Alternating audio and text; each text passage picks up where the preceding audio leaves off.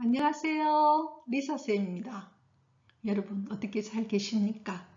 저희 리사 채널은 심리학을 통해서 자신을 보다 더 잘 이해하고 그리고 성장과 치유를 하면서 영어 성경을 통해서 우리가 영어 공부도 하고 하느님의 마음도 하는 그런 채널입니다. 자, 이번 시간에는 저번 시간에 너무나 여러분이 많은 분들이 호응을 보내왔던 우리 두뇌의 축복에 대한 이야기를 좀 더 깊이 있게 다루고자 합니다. 그래서 오늘 영상은 미리 앞에 있는 두뇌의 축복편을 보고 와서 이 영상을 보면 훨씬 도움이 될 것 같습니다. 저번 시간에 제가 여러분과 같이 이야기했던 내 가소성, 가소성이란 말이 참 어렵잖아요, 그죠? 근데 영어로 생각하면 훨씬 쉽습니다. plasticity, 플라스틱, 앞에 단어가 플라스틱인 겁니다. 그러니까 한마디로 우리 두뇌는 플라스틱처럼, 여러분이 플라스틱 어떤 성질 갖고 있는 거 알죠? 얼마든지 형태를 만들어 갈 수 있다는 겁니다. 그래서 우리 두뇌는 얼마든지 change, 변화가 일어난다는 거죠. 우리가 나이 들면서 제일 두려워하는 것은 암도 아니라 그래요. 치매라는 말 여러분 많이 들으셨죠? 그렇다면 우리 두뇌는 얼마든지 변화 가능하다는 겁니다. 이게 나이와 관계없고 평생 할 수 있다는 거죠.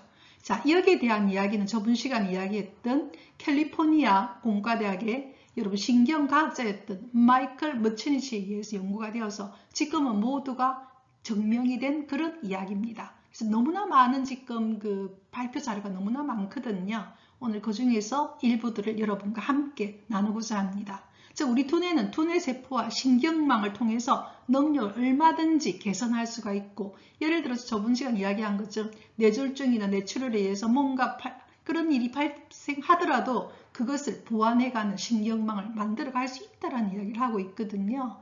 그래서 오늘 이야기는 Be Brain Fit라고 하는 미국의 어떤 그 단체에 누가 썼느냐 하면 딘 엘벤이 쓴 이야기를 주로 가지고 와서 여러분과 함께 공부하도록 하겠습니다.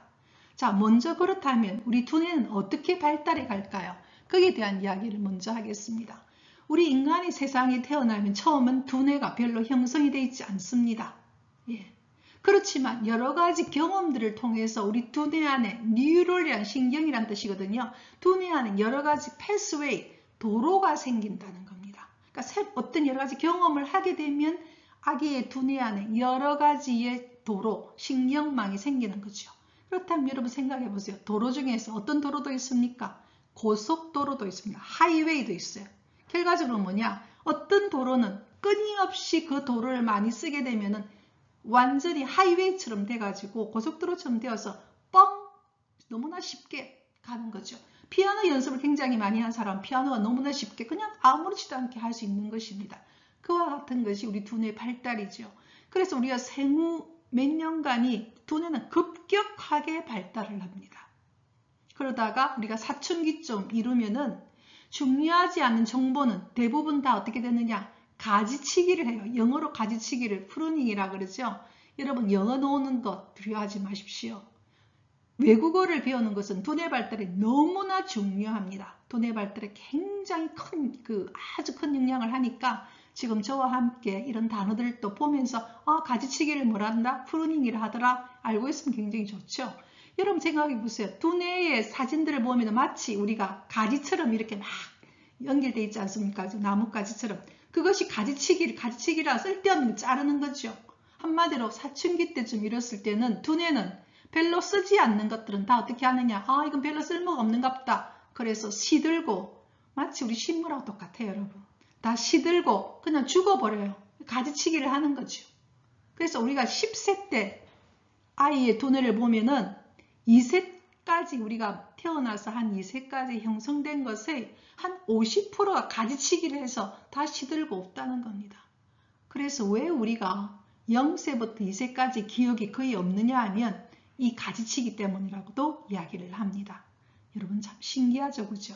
자, 그래서 우리는 내 가소성에 대해서 좀 더 알아보도록 합시다. 자, 그렇다면요, 성인기에는 우리 두뇌는 어떻게 될까요? 그러니까 금방 말한 것처럼 어린 시절에는 신경세포와 신경망이 아주 급격하게 발달을 하다가 성인기에 이르면은 신경세포와 신경망이 새롭게 형성되는 게 있고 손실되는 게 있으면 손실되는 게 훨씬 클 수 있습니다. 예. 그렇지만 항상 그런 건 아니에요. 이 손실되는 게 훨씬 크지만은 그게 우리가 새롭게 뭔가를 배운다든지 또는 새로운 경험을 한다든지 이런 것들은 새롭게 형성하도록 도와주는 겁니다. 그래서 우리가 예를 들어 나이 든다고 뭔가 깜빡깜빡한다, 머리가 잘 안 들어간다. 이거는 어떤 우리 두뇌의 근육, 두뇌도 하나의 근육이거든요. 그래서 이게서 손실이 커지만은 만약에 우리가 새롭게 뭔가를 학습한다든지 새로운 경험을 하면은 훨씬 신경세포와 신경망 형성이 되는 거죠. 그러니까 손실이 더 크게 안 되고 새로운 신경세포와 신경망이 더 클 수도 있는 것입니다. 그래서 영어로 use it or lose it. 거기에서는 영어로 이렇게 써있어요. 이게 뭐냐 하면 제가 저번 시간에 이야기했죠. use라는 동사가 문장 앞에 왔습니다. 외국어 공부 같이 합시다. 영어. use라는 동사가 문장 앞에 왔으면 명령문이잖아요. 저번 시간에 이야기했죠. 명령문 뒤에 or이 왔죠. 등위수식사 or. 뭐뭐 해라. 그렇지 않으면 이런 뜻이 되죠. 명령문 and는 뭐뭐 해라. 그러면 이렇게 될 것이다. 제가 저번에 영어 수업에 여러분 했는데요. 명령문 and는 뭐뭐 해라. 그러면 이렇게 될 것이다인데 명령문 or이 되게 되면은 뭐뭐 해라. 그렇지 않으면 이래 된다. 뭐냐? use it. 사용해라. 두뇌를 사용해라. 그렇지 않으면 그것을 lose. 잃게 된다는 겁니다. 이것이 두뇌의 법칙입니다. 여러분 두뇌를 사용하면 계속 두뇌는 잘 작동이 될 것이고 만약 두뇌를 사용하지 않으면 or 그렇지 않으면 두뇌는 다 손실된다. 이 뜻입니다. 그래서 마치 우리 두뇌는 몸의 근육처럼 사용하지 않으면 시들고 죽습니다. 왜 그러냐 하면요. 왜 그럼 두뇌가 우리가 사용 안 해도 좀 가만히 그냥 있으면 좋겠는데 우리 두뇌는요. 인간이 세상에 적응하도록 돕는 거거든요. 그래서 우리가 사용하지 않으면 두뇌가 생각하기에 아, 이 별로 쓸모없는 모양이다. 그래서 갖다 버리는 거죠. 시드는 거죠. 죽는 겁니다. 그래서 뇌 용량이 축소될 수밖에 없게 되는 거죠. 자, 그런 예가 어디 있냐면 바로 가축입니다. 가축들. 그 다음에 애완동물들 같은 경우에 훨씬 다른 야생의 가축이나 가축이 벌써 이제 우리가 사람들이 길들인 가축이라 그러잖아요. 동물 중에서 우리가 길들인 것을 가축이라 하니까 가축과 그 다음에 애완견들 또는 애완동물들 이것과 야생에 있는 소나 야생의 늑대나 본래 여러분 늑대와 개 보면요. 개가 훨씬 본래는 두뇌가 사람을 인지한다든지 하는 게 훨씬 뛰어나다 그래요. 그런데 개는 어떻게 됐습니까? 가축화가 되었죠. 우리 집에서 기르게 되었잖아요. 그게 바로 애완견이죠. 그렇게 되면서부터 늑대보다 훨씬 두뇌가 축소됐다고 합니다. 늑대 두뇌가 훨씬 크고 훨씬 명민해졌다고 그래요. 결과적으로 본래 타고나기는 개가 훨씬 두뇌가 좋은데 우리가 어떻게 보면 인간이 우리 가정에 갖고 와서 우리의 가축화시키고 우리의 애완화시키면서부터 훨씬 두뇌가 줄어드는 거죠. 한마디로 사용하지 않으면 줄어드는 것은 모든 동물들, 우리 인간도 한 동물이잖아요. 예, 똑같다는 이야기입니다. 자, 그러면 우리가 좀 더 이야기를 해보도록 하겠습니다.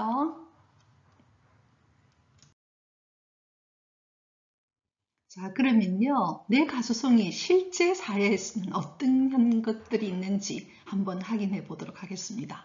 자, 첫 번째 사례는요. 런던의 택시 운전자입니다. 네, 런던의 택시 운전자들의 뇌 사진가 이거 처음부터 한번 해봤어요. 어디에서 연구가 이루어졌냐면 런던 대학의 신경과학자들이 런던의 택시 운전자들의 해마를 두뇌를 측정을 다 했어요. 그랬더니 보통 사람보다 훨씬 두뇌 용량과 해마가 크더라는 겁니다.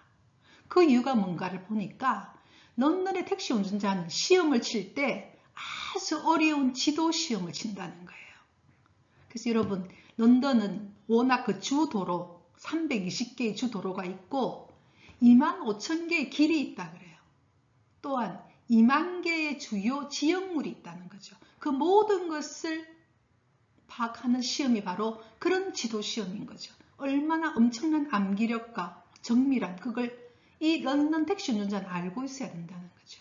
그러다 보니까 이 사람들이 두뇌 용량과 해마가 훨씬 크다는 겁니다. 두뇌 용량과 해마가 크다는 것은 치매에 걸릴 확률이 훨씬 줄어드는 겁니다. 예. 그만큼 살아있다는 거죠.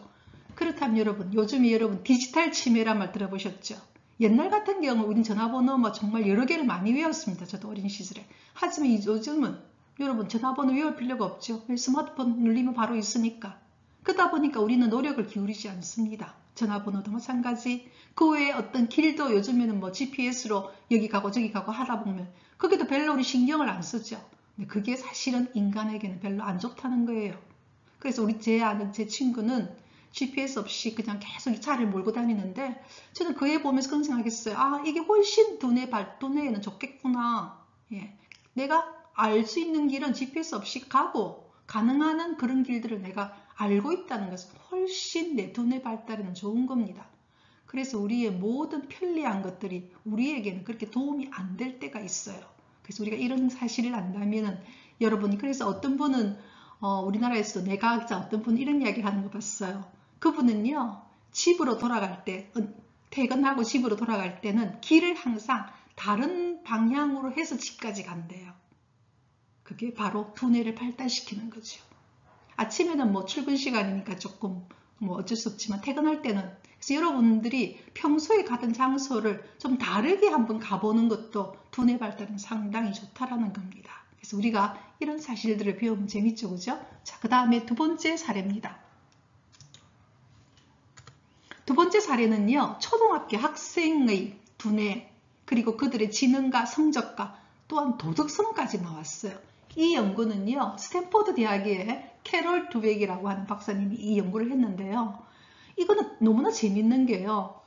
부모나 교사가 그 학생에게, 초등학생들에게 이 지능이라는 것은, 두뇌라는 것은 우리가 어릴 때 그런 말 하잖아요. 니 참 애가 스마트하다, 니 좀 뭔가 모자란다. 이런 말 하잖아요, 쉽게. 뭔가 좀 안 되네. 그런 것은 안 좋은 말이죠. 왜냐하면 그런 애들에게 얼마든지 넌 변화 가능해. 얼마든지 두뇌는 발달 가능해. 이렇게 말을 들은 것만으로도, 이런 사실을 아는 것만으로도 성적과 도덕성이 훨씬 뛰어나다는 엄청난 영향력이 있다는 겁니다. 그래서 여러분, 이거 굉장히 중요합니다. 여러분도 지금 보면서 나이 들다 보면 우리가 두뇌가 축소되고 정말 우리가 어쩔 수 없이 기억력 떨어지고 이게 아니란 사실이 얼마나 기쁜 소식입니까? 그래서 제가 아는 언니는 얼마 전에 제가 했던 두뇌 축복이라는 그걸 보고는 너무나 기뻐하면서 언니가 요즘 좀 새로운 뭔가를 배우고 있나 봐요. 어려운 환자들을. 근데 이거 보고 듣고 나니까 는 정말 너무나 막 희망이 있다. 희망이 찼다. 정말 그렇거든요, 여러분. 그래서 이런 사실만 아는 것만으로도 우리는 기죽지 않고 우리 자신의 두뇌를 충분히 쓸 수 있다는 겁니다. 바로 이 연구 결과가 그 이야기를 하는데요. 재밌는 것은요, 도덕성까지 그렇습니다. 도덕성이 뛰어난 사람은요, 자기 자신에 대해서 자존감이 높은 사람들입니다. 그래서 어떻게 보면은 자기가 부끄러운 짓은 안 하는 거죠. 왜? 내 자존감이 있으니까. 그만큼 자기 자신을 믿게 된다는 겁니다. 그게 바로 성적뿐만 아니라 여러 가지 사람과의 관계 안에서 질서가 바로 도덕성이지 않습니까? 나와 너와의 관계 안에서 내가 어떤 태도를 가지고 어떻게 관계를 맺느냐, 어떤 예의를 지킬 것이냐, 그게 도덕성이라 한다면 여기까지도 이거는 도움을 준다는 거죠. 그래서 여러분, 우리가 만약에 여러분 자녀들 중에 또는 아주 여러분 중에서 또 손자, 손녀들도 있겠죠. 그죠? 이 사실을 안다면 우리가 참 기쁜 이야기죠. 그죠? 자, 그 다음에 세 번째 또 재미있는 이야기가 있습니다. 세 번째는요, 바로 이런 그 내 가소성에 대한 이론을 알고는요, 엔지니어입니다. 엔지니어는 여러분 뭔지 아시죠? 그죠? 직업이 엔지니어는 여러 가지를 만들 수 있는 사람이잖아요. 그래서 이 사람 좀 재밌는 사람인데요. 데스틴 샌들이라는 사람은요, 내 가소성, 내가 얼마든지 플라스틱처럼 할 수 있다고 하니까 자기가 한번 해봤어요. 뭘 해봤느냐? 기존에 자기가 갖고 있던 자전거를 여러 가지 조립을 해가지고 만약에 우리가 말하는 손잡이를 왼쪽으로 하면 바퀴는 오른쪽으로 가게 서로 반대되게 그래서 뒤로 가는 백월드 자전거를 자기가 만들었어요. 그리고 그걸 한번 자기가 타보는 거죠. 그런데 자기는 얼마큼 시간이 걸렸느냐? 8개월이라는 시간이 걸렸어요. 그러니까 왜 그렇게 많이 걸렸느냐고 이야기 보면은 이미 우리 기존에 알고 있던 자전거 타는 거와는 다른 방식이잖아요. 그러다 보니까 8개월이라는 시간이 걸린 거죠. 그런데 그 사람에게 아주 어린 아이는, 자기 자녀는 2주밖에 안 걸리더라는 겁니다. 그만큼 어린 시절에 뭔가를 이렇게 습득하게 되면은 금방 습득이 가능하다는 겁니다. 그래서 우리가 왜 아이들이 초등학교까지가 참 중요한지 좀 알 수는 있죠, 그죠? 하지만 나이 들어서도 시간이 좀 걸릴 망정 뭔가를 하는 데는 늦지 않습니다. 그래서 그 이야기를 여러분 좀 드리고요. 그리고 또 재밌는 이야기 참 많거든요. 그래서 제가 다음 시간에 어떻게 하면 그럼 실제 생활에서 우리가 우리의 두뇌를 이렇게 정진시킬 수 있는지, 특히 나이 들어서 가능한 것들이 뭔지, 나이 들어서 가능한 것 중에서요, 제가 정말 흥미롭게 본 거는요, 3가지였어요. 다음 시간 좀 이야기하겠지만 오늘 먼저 3가지를 이야기하면요, 그림입니다. 여러분, 미술 작업하는 것, 이게 두뇌 발달에 상당히 도움이 돼요. 그래서 외국에는요, 은퇴하고 난 후에 70세 때 또는 뭐 그때 그림을 시작하게 해가지고는 세계적인 그런 화가가 된 분들이 참 많아요. 그러니까 은퇴하고 난 뒤에 할 일이 없어가지고 어느 날 어느 곳에 갔더니 뭐 그날 사람들이 또 오지도 않고 하니까 어떤 분이 오셔가지고 하자 그러면 뭐 그림이라도 한번 이거 해보세요. 이랬다 보니까 그분이 그림을 그리기 시작했거든요. 그런데 나중에 이분이 세계적인 화가가 됐습니다. 그런 분도 계시고요. 여러분들이 저도 솔직히 그림 그린 지 지금 6년밖에 안 됐어요. 저도 그림 그리려고는 생각을 못해서 그림 못 그린다고 생각했어요. 그러다 저도 우연히 친구가 화실 간다기 그날 따라갔다가 보니까 물감들이 있고 여러 가지가 있어요. 근데 이제 참 좋았던 게 저 화실 그 선생님이 저보고 제가 그랬어요. 저는 있는 그대로 보고 그리는 거는 좀 싫어합니다. 그러면서 동시에 좀 못할 것 같습니다. 왠지. 그러니까 내가 뭐 하고 싶은 대로 하라 그랬거든요. 그래서 그날 그림을 가지고 그냥 놀았어요. 그랬더니 그림이 제만의 빛깔이 나오는 거죠. 여러분. 그래서 그림 그린다는 것은 참 상상력을 이렇게 우리의 안에 상상력을 불러일으키거든요. 여러분 두려워하지 마십시오. 아무거나 그릴 수 있는 물감이나 여러 가지 그 물감 색깔들, 그 다음 여러 가지 색깔들을 한번 이렇게 탁 칠해보면 느낌이란 게 탁 올라와요. 그럼 여러분 원하는 대로 하시면 돼요. 그림 있죠. 이게 굉장히 도움이 되고요. 다음 두 번째가 뭐냐면은 메이킹 뮤직이라서 음악 만드는 것, 음악 듣는 것. 음악을 듣는 것도 그렇고 그 다음에 악기를 연주하는 것도 그렇고 노래 부르는 것도 두뇌 발달에 상당히 좋습니다. 그래서 이것도 여러분 한번 이야기 드리고 싶고요. 그 다음에 3번째로 굉장히 중요한 게 외국어를 배우는 거거든요. 그래서 여러분 지금 저와 함께 뭘 배웁니까? 영어를 배우잖아요. 굉장히 두뇌에 굉장한 우리가 4개의 키 중에서 지금 제가 3개를 이야기했거든요. 외국어도 마찬가지입니다. 그래서 지금 다음부터는 제가 또 외국어를 같이 영어 공부를 같이 하도록 하겠습니다. 그래서 어떤 분들은 그 신앙이 없는 분들은 내가 영어 성경을 몇 가지만 딱 듣고 하는 분이 있는데 영어는요, 영어 성경은요, 서구의 역사는 성경의 역사입니다. 그래서 많은 영어 언어들은 단어들은 다 성경에서 너무나 많이 왔어요. 그리고 올해가 2020년이 된 것도 바로 뭡니까? 그리스도 탄생 이후 2020년이라는 뜻이에요. 그러니까 그만큼 서구의 역사 자체가 영어 성경에 바탕을 두고 있거든요. 상식적으로 알면 참 좋아요. 그래서 만약에 신앙이 없는 분들도 영어 그냥 상식적으로 내가 영어라는 게 도대체 뭔지 성경이라는 게 도대체 뭔지 상식적으로 내가 알고 그 다음에 거기서 단어도 알고 영어 공부도 한다면 참 좋겠죠. 그래서 그런 마음으로 같이 갔으면 좋겠습니다. 자, 우리는 그 다음으로 넘어가도록 할게요. 자, 오늘은 우리가 서구 역사에서 또 영어 성경에서 너무나 중요한 인물입니다. Who is David? 다비드는 누구인가? 이렇게 물어봤죠. 다비드는 여러분 그 우리말로 할 때는 다윗입니다. 다윗은 누구인가? 아마 여러분 그 해외여행을 가신 분들은 이태리 가게 되면은 이태리에 피렌체에 가게 되면은 피렌체의 아카데미 미술관 앞에 너무나 유명한 미켈란젤로의 작품인 다비드상이 있습니다. 한 소년이 벌거벗은 몸으로 딱 서가 있고 그 다음에 팔에는 조그만 돌멩이를 딱 가지고 딱 근엄하게 서 있는 모습, 너무나 유명한 조각상이죠. 그래서 피렌체 가게 되면 이 조각상을 보지 않고는 보지 않은 사람은 없죠. 그리고 아마 여러분 다비드상 하면 모르는 분 아마 없을 거예요. 바로 이 상의 주인이 바로 다윗입니다. 다윗은 영어 성경의 역사에서 너무나 중요한 인물이죠. 다윗 왕이 되는 거죠. 나중에 다윗 왕으로부터 누가 탄생합니까? 예수 그리스도가 탄생되는 곳입니다. 그래서 다윗은 어떤 사람이었냐면요. 양치기였죠. 셰퍼드입니다. 예. 한마디로 베들레헴의 그 들에서 양을 키우던 그런 양치기였죠. 그런데 이 양치기가 또 그러면서 양을 치면서 굉장히 또 음악가였어요. 여러분, 다윗은. 그래서 다윗은 그 당시에 우리가 말하는 현악기라고 할 수 있는 그걸 수금이라고도 이야기하는데요. 현악기의 한 형태입니다. 마치 하프처럼, 조그만 하프처럼 생긴 킨도라라고 하는 그런 어떤 현악기를 가지고 그 들판에서 노래도 부르고 연주도 하던 그런 다윗입니다. 이런 다윗에게 이제 그 이스라엘에서 보면 역사에서 처음에는 왕이 없었어요. 그런데 이제 이스라엘 민족들이 다른 나라에는 왕들이 있어가지고 뭔가가 크게 하는 것 같은데 우리도 왕을 세워주십시오. 처음에는 하느님이 거절합니다. 왜냐, 왕은 결국은 너희들을 부린다. 너희들을 마음껏 자기 권력을 휘두르게 된다. 하지만 끊임없이 하느님께 부탁을 하죠. 그래서 하느님이 드디어 첫 번째 왕인 사울 왕을 보냅니다. 그런데 사울이 처음에는 굉장히 겸손했던 사람인데 왕이 되면서부터 나중에는 굉장히 권력에 취하게 되죠. 그러면서 모든 하나님이 원하는 일들을 하지 않게 돼요.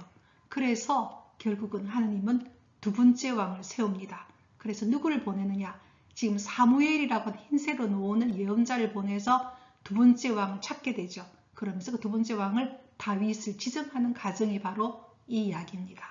그랬더니 이 사무엘 예언자가 베들레헴에 가서 이새라고 하는 사람의 집에 갔더니 아들이 7이 있는데 그 중에서 6명의 아들이 너무 있는데 너무나 늠름하고 잘생기고 너무 좋은 거예요. 그런데 하나님이 다 아니라고 그러죠. 그러면서 7번째 아들인 다윗. 다윗은 어디서 있냐? 들판에서 양을 그때 하고 있었거든요. 그러니까 이새의 아버지는 다윗에 대해서 별로 그렇게 뭐 막내인데 제가 뭐 그런 되겠나 이런 생각을 하고 있었던 거죠. 그런데 사무엘이 그 아들을 데리고 오라고 그럽니다. 그때 이제 드디어 하느님이 이런 말씀을 하십니다. 자, 이것도 여러분들 다 상식적으로 알면 좋아요. 자, 문장을 보도록 하겠습니다. But the Lord said to Samuel.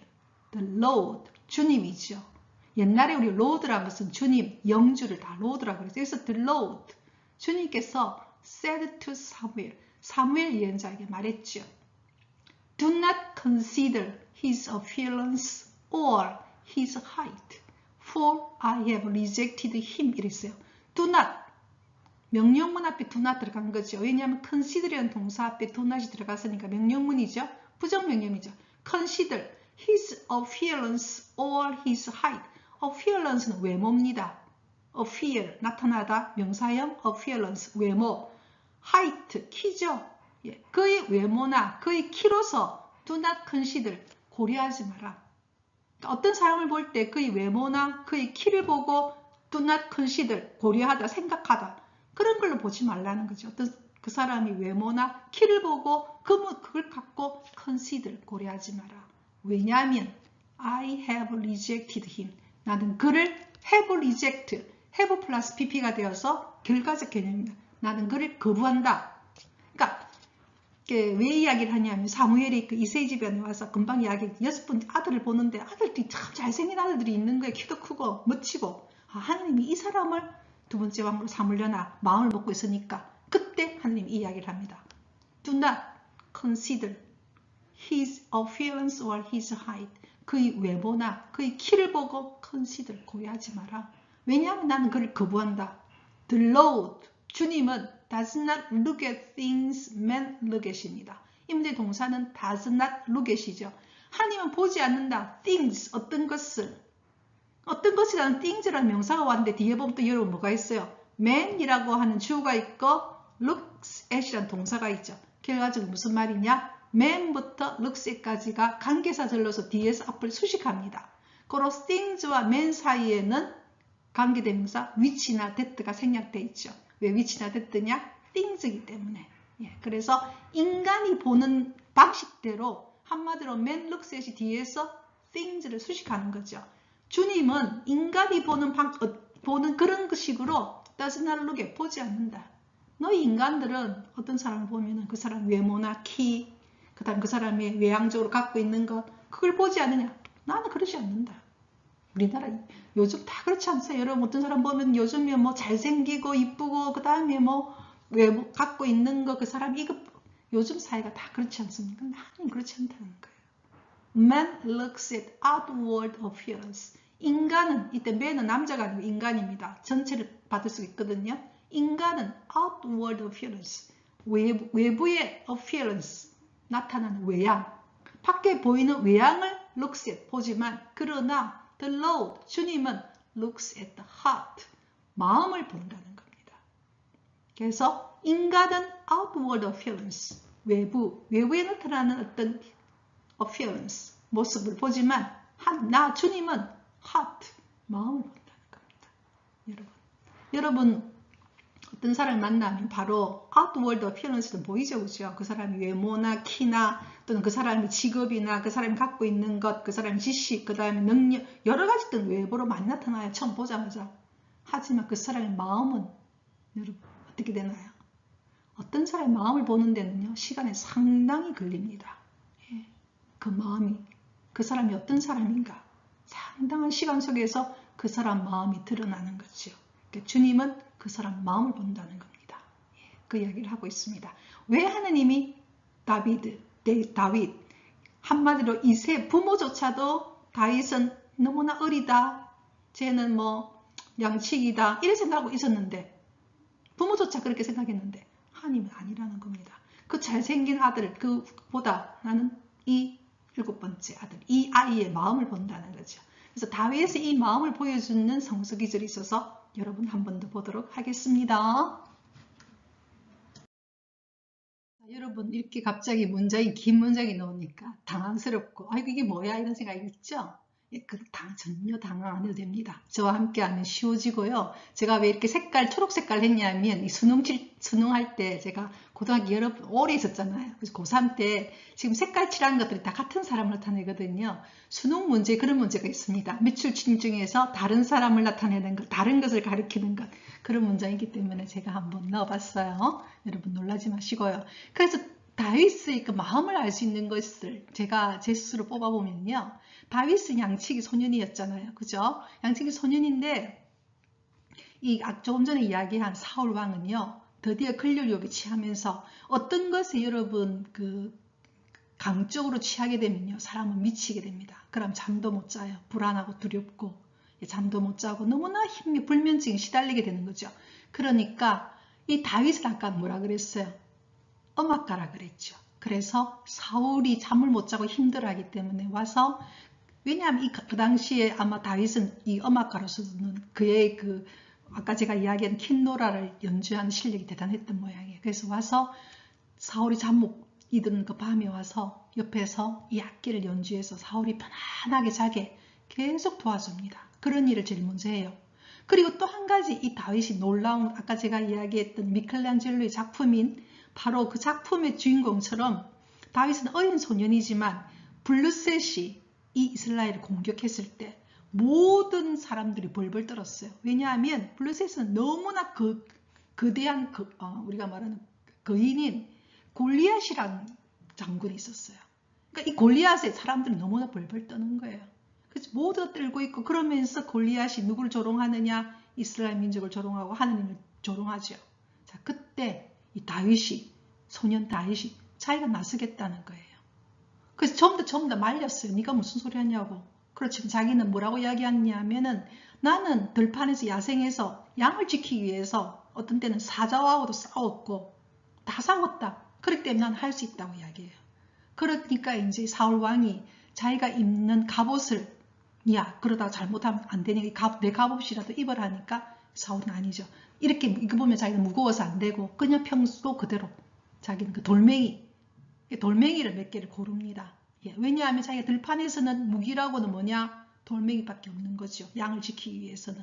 그렇게 해서 결국은 골리앗을 물리치게 됩니다. 던진 돌에. 그렇게 이제 하는데요. 그러면서 이제 드디어 사람들이 누구를 존재를 알게 되느냐? 다윗의 존재를 알게 되죠. 그래서 다윗이 그 이후로 끊임없이 사울이 여러 가지로 공격받을 때마다 끊임없이 가서 뭐 이렇게 싸움을 하면서 굉장히 많은 전공을 이뤄요. 그러다 보니까 많은 사람들이 다윗을 칭송을 하니까 권력욕에 사로잡힌 사울로서는 다윗이 어떻게 됩니까? 질투에 불타는 거지요. 그래서 인류의 역사의 죄는 어디서부터 시작하느냐?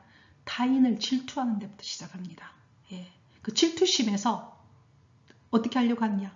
끊임없이 다윗을 죽이려고 합니다. 이 다윗은 자기의 그 사울의 딸하고도 결혼하거나 어떻게 보면 사이죠. 그런데도 자기 왕자를 뺏길 것 같아가지고 끊임없이 죽이려고 해요. 그런데 정말 이 다윗한테는 사울의 아들인 정말 좋은 그 친구도 있었어요. 그 친구가 구해주기도 했지만 끊임없이 다윗을 쫓아서 다윗이 그 살지를 못하고 떠돌게 됩니다. 결국은. 그런데도 군대를 보내서 다윗을 끝까지 죽이려고 합니다. 그런데 어떤 일이 있었냐면요. 어느 날 이 사울이 용변을 보러 굴에 들었어요. 그런데 그 굴 안에 누가 있었느냐? 다윗과 다윗의 병사들이 있었어요. 용변을 보러 들었어요. 예. 그러니까 군사들이 뭐라냐? 이때입니다. 용변을 보러 혼자 들어왔으니까 그 굴에 이 사울을 죽이십시오. 그때 이 다윗은 어떻게 했느냐? 바로 이 문장이 나옵니다. 여기에서 우리는 다윗이 어떤 사람인가의 다윗의 마음을 볼 수 있어서 제가 이 문장을 택했습니다. Afterward, 그 이후에 David was conscience stricken for having cut off a corner of his love. 이 어떤 문장이냐면요. having cut off, 잘랐다는 거죠. 뭐냐? A corner of his love. 이 his가 바로 사울입니다. 사울 왕의 love, R-O-B, 여러분 생각하십니까? 돌아온 탕자의 비유에서 아버지가 아들에게 입혀줬던 옷. 마치 법관들이 입는 옷들. 왜냐하면 왕이잖아요. 사울은. 왕이 입는 그런 어떤 옷이었죠. love. 그 옷에 코너 조그만 자락을 잘랐기 때문에. 왜냐하면 용변을 본다고 앉아있기 때문에 뒤에서 옷을 약간은 잘랐어요. 잘란 것 때문에 다윗은 conscious가 양심입니다. 양심이 strike는 때리다잖아요. 여러분 야구에서 strike 넣어줘, 그죠? 그 가급 분사형이 strike입니다. strike는 그죠? 그러니까 양심이 때린다는 것은 양심이 가책을 받는 거죠.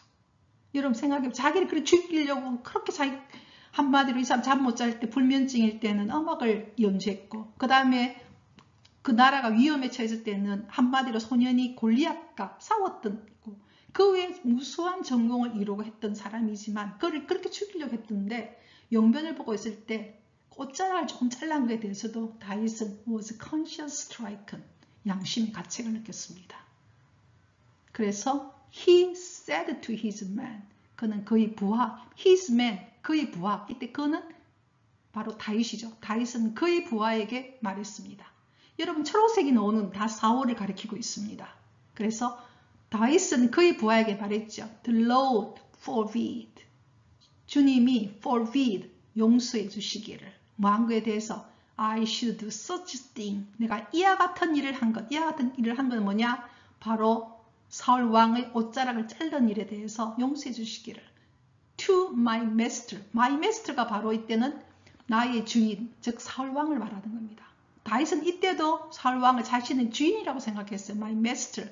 나의 주인에게 내가 이런 일, such a thing. 옷자락을 잘란 것에 대해서 용서해 주기를. The Lord. My master 다음에 칸바가 있죠. 그죠? 이 칸바는 같은 내용을 이야기합니다. 나의 주인, 즉 뭐냐? The Lord's anointed. anointed란 단어는 굉장히 중요한데요. 기름 붓다라는 뜻입니다. 주님이 기름 부은 자. 그러니까 다윗은 어떻게 생각했느냐? 사울 왕은 하느님께서 기름 부어서 왕으로 세운 자라는 겁니다. 즉 나의 주인인 주님이 기름 부은 자에게 내가 이런 일을 한 것에 대해서 용서해 주기를. 오와 또 뭐냐? lift my hand against him. 그를 향해서 내 손을 lift, 들어 올린 점에 대해서 한마디로 손을 들어서 내가 그 뒤에 옷자락을 잘란 것에 대해서 용서해 주시기를. 그 이유가 나옵니다. 세미클로드로 for, 왜냐하면 he is, 그는 the anointed, 이때 he가 바로 다 누구겠습니까? 사울 왕을 가리키겠죠. 그는 the anointed of the Lord, 주님이 anointed, 기름 부은 자입니다. 제가 이때 for he is the anointed of the Lord 할 때 he도 사울이죠. 초록색이 돼야 되겠네요. 제가 초록색을 했네요. 제가 초록색을 한 것은 다 사울을 가리키고 있거든요. for he 할 때 he도 초록색이 돼야 되겠습니다. 사울은 the anointed of the Lord. 주님이 anointed, 기름 부은 자이기 때문에 옛날에 여러분 기름 붓는다는 것은 왕의 즉위식 때 기름을 붓습니다. 요즘에 여러분 세례성사 할 때 세례 받을 때 우리 머리에 기름 붓는 거 똑같습니다. 하느님이 축성이죠. 축복해 주는 거죠. 주님이 축복한 자. 즉인데 with these words 이 말로 이런 말로 하면서 다윗은 rebuke 야단쳤죠. 누구를? his men 그의 부하들. 왜냐하면 부하들이 어떻게 했냐? 그냥 그 칼로 그 사람 죽이세요. 동굴에 지금 용변을 보고 있는데 그냥 죽이세요. 했을 때 나중에 안 죽이고 그냥 옷자락만 잘랐거든요. 그게 대해서 이렇게 자기가 양심의 가책을 받으면서 내가 기름 부은 자한테 내가 옷자락을 잘랐구나 이렇게 하면서 자기 부하들, 그의 부하들을 야단쳤죠. 죽이라는 부하들을. 그리고는 did not allow them attack Saul. 그리고 허락하지 않았지. allow, 몸을 허락하다. did not allow them. them은 여기서 his men입니다. 그의 부하들이 to attack Saul. 사울을 공격하는 것을 허락하지 않았습니다. 예. 그리고는 and 그러자 Saul left the cave. 사울은 그런 사실도 모르고 the cave, 동굴을 떠나죠. 그리고는 went his way, 자신의 길을 간다는 겁니다. 여러분 이러기가 쉽지 않잖아요. 자기를 죽이려고 여러 번 군사를 보내고 또 하려고 했던 이 사람을 자기는 그 사람에게 끊임없이 좋은 일만 해줬는데 이 사람을 죽이지 않고 죽일 수 있는 기회가 왔는데 그 옛날에 죽이지 않고 그의 옷자를 자른 것에 대해서도 양심의 가책을 느끼고 이 사람은 하느님 기름 붙자 내가 이럴 수가 있겠는가. 그래서 오히려 죽이라고 하는 그의 부하들을 야단치는 거죠. 이게 사울이 가지고 있는 너무나 선한 마음입니다. 예. 하느님은 아마 이 사울이 그 다윗이 갖고 있는 이 선한 마음을 보신 것 같아요. 다윗이 그 사람이 갖고 있는 어떤 선한 본성이죠. 이 선한 마음을 하나님 보신 것 같아요. 그래서 오늘 이 부분을 여러분께 하겠습니다. 그리고 다음 성경에서도 저는 다윗에 대해서 할 게 좀 많거든요. 그래서 이걸 좀 더 이야기를 하고 싶습니다. 자, 이제 그 다음 성경으로 넘어가도록 하겠습니다. 자, 오늘의 마지막 성경은 마테오복음 5장 45절을 보면서 하느님은 그럼 과연 어떤 분이신가? 하느님의 마음은 어떤 분인가? 이 문장을 끝을 내도록 하겠습니다. He causes his sun to rise on the evil and the good. 이까지 먼저 볼게요. cause A to B, A가 B 하도록 하는 원인이 되게 한다. 이때 he는 바로 주님입니다. 하느님은 이 예수님이 하시는 말씀이시거든요. 하느님, 하늘에 계신 아버지, 그분은 cause, his son, 그의 태양으로 하여금. 그러니까 만물은 하나님은 다 속해 있기 때문에 his son이라는 거죠. 태양으로 하여금 rise, 떠오르도록 누구에게? on the evil and the good. 지금 여러분 보면 초록색으로 넣은 the evil, the good, the righteous, the unrighteous. 이거 문법적인 설명을 좀 할게요. the 플러스 형용사가 되어 있는 문장입니다. the evil은 형용사입니다. 악한. the good, the 플러스 형용사 선한. the righteous, the 플러스 형용사 올바른. the 플러스 unrighteous, 올바르지 않는. 그러니까 the 플러스 형용사가 되면요. 어떤 뜻을 갖고 있느냐 하면 복수 보통 명사라고 돼요. the evil 같으면 evil people 이래 되는 거죠. people 하면 사람들이죠. the 플러스 형용사가 되면 복수 보통 명사가 되어서 evil people, 악한 사람들. the good, good people, 선한 사람들. like the righteous, righteous people, 올바른 사람들. the unrighteous, unrighteous people, 올바르지 않는 사람들. 이래 되는 겁니다. 그러니까 하느님 아버지께서는 그의 태양으로 하여금 떠오르게 하는데 떠오르게 되는 원인이 된다는 것은 하나님 그렇게 시킨다는 거죠. 태양이 떠오르게 한다. 누구에게나? 악한 사람들에게나 the good, 선한 사람들에게나 다 태양이 떠오르게 한다는 겁니다. 그리고 and sends, and는 등이 축사죠. 그 다음 and와 sends 사이에 뭐가 생략됐나요? sends가 동사고 저 앞에 넣는 causes가 동사니까 and와 send 사이에 he가 생략됐죠. he, 즉 하느님 아버지는 send, 보낸다는 겁니다. 비를, rain, 비를 보냅니다. 누구에게? on the righteous, 올바른 사람들에게나 그리고 the unrighteous people, 올바르지 않는 사람에게도 비를 보내시는 분이라는 겁니다. 그러니까 하느님은 태양을 악한 사람에게나 선한 사람에게나 태양이 떠오르게 해서 태양을 떠오르게 하고 태양이 없으면 만물은 다 죽지 않습니까?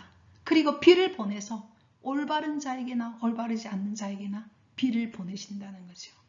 이게 바로 하느님이십니다. 하느님은 아무도 차별하지 않죠. 모든 생명을 귀하게 생각하는 겁니다. 우리는 항상 서로를 나누잖아요. 착한 사람, 좋은 사람, 못된 사람, 뭐한 사람. 하나님 그렇지 않다는 겁니다. 모두를 품으시는 분이 하느님이시죠. 그래서 하느님의 자비의 그 어떤 깊이는 정말 이건 알 수 없다고 같이 이야기를 합니다. 그 많은 그 마음을 가진 분이 하느님이시죠. 그래서 우리가 어떤 처지에 있든 내 자신이 어떤 몰골이든 내 자신이 어떤 모습이든 우리는 하느님께 나아갈 수 있어요. 그래서 아까 다윗의 마음은 이런 하느님을 알고 있다는 거죠. 예, 그래서 오늘 여러분에게 오늘 이 문장을 그래서 우리 그 그리스도인에게 요구되는 게 뭡니까? 원수까지도 사랑하라 라는 거죠. 가장 힘든 거지 않습니까? 하지만 왜 하느님이 그를 긍휼히 보시기 때문에 그를 불쌍히 보시는 거죠. 그래서 내가 어떤 사람을 볼 때 그 사람이 그렇게 내게 악하게 한다든지 할 때는 그만한 그 사람만의 상처가 있다는 그만큼의 깊이의 상처가 있다는 겁니다. 인간이. 그래서 그 사람 안에서 고통받고 있는 예수님을 본다고도 이야기를 하거든요. 한 인간이 고통받으면요. 하느님도 같이 아파합니다. 예, 저는 그래서 제가 굉장히 존경하는 어떤 그 신부님이 그 이야기 한 거 지금도 저는 기억을 합니다. 우리가 고통받을 때는 하느님도 같이 십자가에 달려있다는 겁니다. 예, 그래서 하느님의 이 깊은 사랑, 그 마음이 바로 이 마음입니다. 그래서 여러분 오늘 이 마음을 전하면서 정말 너무나 좋으신 하느님 안에서 Rejoice in the Lord always 축복을 보냅니다. 여러분 다음 주 수요일 만나도록 하겠습니다.